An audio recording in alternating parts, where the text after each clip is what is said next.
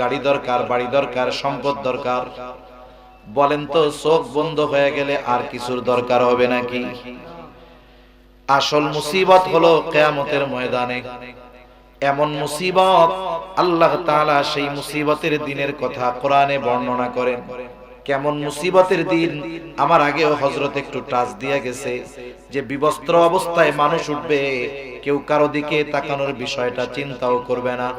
এই দুনিয়ায় যেই মানুষগুলো আমার আপনার আপন, মা বাবা, সন্তান সন্ততি, বন্ধু, যা বলেন না কেন, কিয়ামতের দিন কেউ আমার আপনার সামনে আসতে চাইবে না। আল্লাহ তাআলা কোরআনুল কারীমের মধ্যে বলেন, ইয়াউমা ইয়াফিরুল মারউ মিন আখিহি ওয়া উম্মিহি ওয়া আবিহি ওয়া সাহিবাতিহি ওয়া বানিহি লিকুল্লি ইমরিইম মিনহুম ইয়াউমা ইযিন শা'নুন ইউগনি।